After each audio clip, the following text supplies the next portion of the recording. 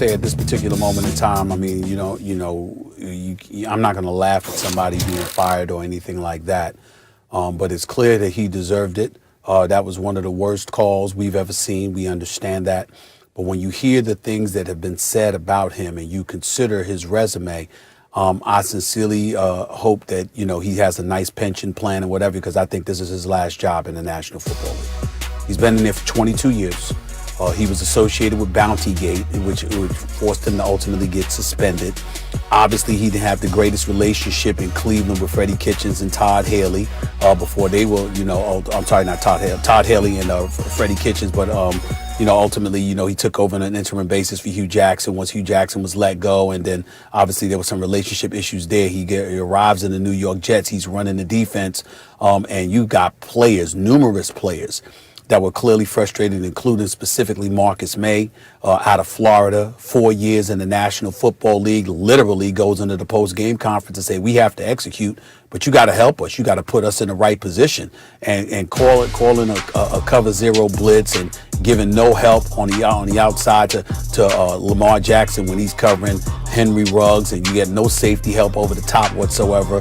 It's just so flagrantly bad, so unnecessary, so inept.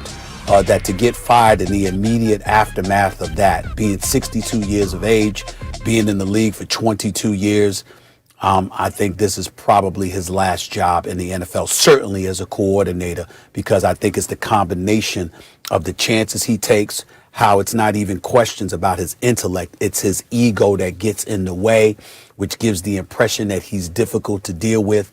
I think all of those things being taken into consideration, I'd be hard-pressed to imagine that somebody else is going to hire him as their defensive coordinator when you've got the second worst defense in the National Football League right now, and you've just been fired with 4 games left in the season, because this is the lasting memory, the indelible mark that you've punctuated your career with. I don't see him getting another job after this.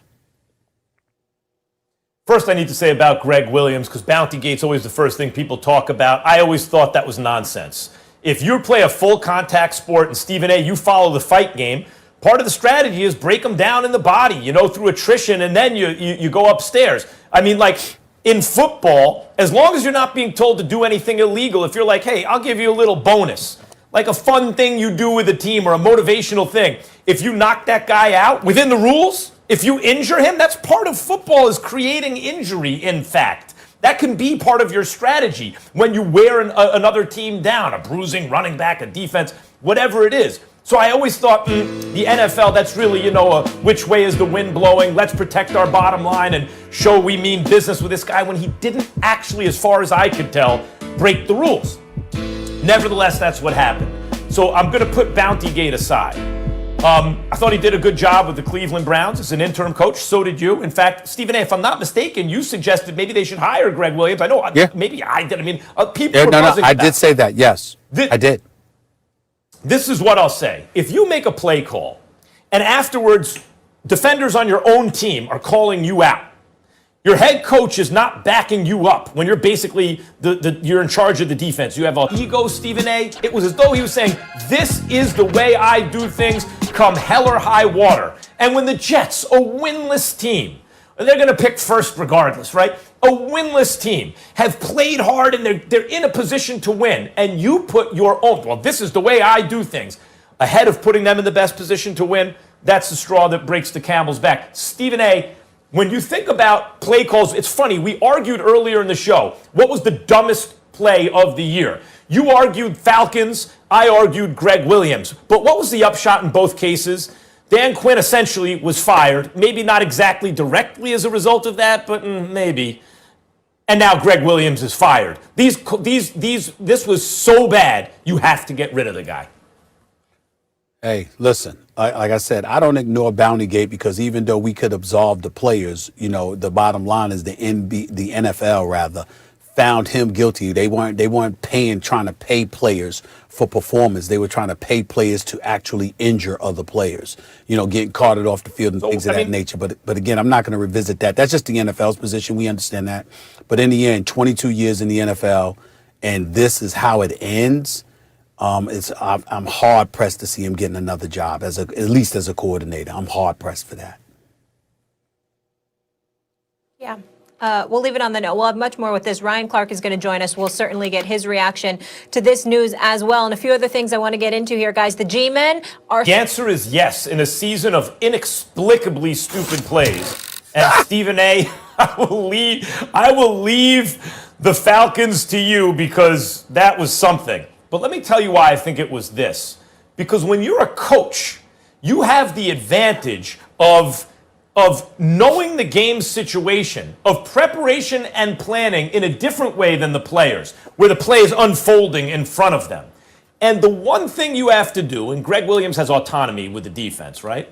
The one thing you have to do in that situation, the only thing you have to do is not give up a touchdown. That's it. Let him complete a pass. It doesn't matter. Game's over. Just don't give up a touchdown. The only thing you have to do. So you bring 7? You leave guys in man coverage and behind the defense. And by the way, Mike Greenberg pointed this out this morning, Stephen A. on Get Up. It was the second consecutive play that they let someone get behind the defense. Like it's inexplicable. And by the way, you do start to think like Gregg Williams is a competitive guy, but it's the kind of play when fans get suspicious about up a touchdown, and so that's the play you call. It doesn't make sense. Stephen A., it is actually the dumbest play of the year. Max Kellerman, let me parse words here. It may have been the dumbest call, but it wasn't the dumbest play. The dumbest play was by the Atlanta Falcons on September 20th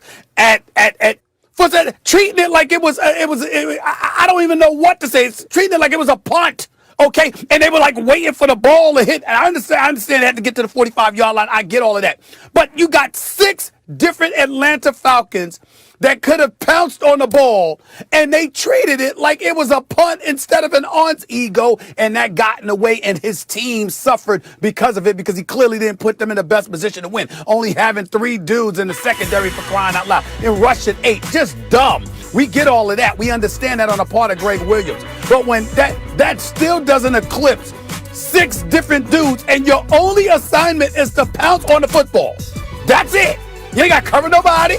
All right, you don't have to sit up there and worry about coverage. You don't have to. All you have to do is pounce on the ball, and 6 different Atlanta Falcons. Know what the difference is? Was right there, and none of them did it. All 6 of them didn't know what the hell to do. Now I don't know if that can eclipse the stupidity of Gregg Williams. Well, I appreciate the distinction between the dumbest play and the dumbest call or something. The dumbest call. What's amazing about the play with the Falcons is it was contagious. Like, I understand one dude just having a brain freeze, but 5 dudes? It doesn't make sense. Here's the difference, Stephen A. Let's convict them in a court of popular opinion, right? Of public opinion. One, they both killed the game. But one was manslaughter. That was not premeditated what the Falcons did. That was spur of the moment. They messed up. Gregg Williams, that was murder. He murdered that game for the Jets. Terrible call. That was premeditated. Missed something. Not only were they in man coverage against the fastest dude on the field. The name of the cornerback was Lamar Jackson. Yeah. I mean, you know that thing. I mean, when we've got a Lamar Jackson that is, I'm talking about an elite athlete and a speedster at the quarterback position for the Baltimore Ravens, and this cornerback happens to have the same name. I mean, that's just pretty bad, and I get it. But again, it's entirely better different. Off putting Lamar Jackson on. It's entirely different than 6 dudes we gotta roll. Not knowing to pounce on a football. Yeah. That's just dumb. There's a first time for everything, and there's a reason why this is the first time that's happened. So 2020. We got to keep it moving because we got a full live second hour coming up on First Take. A lot to get into, guys.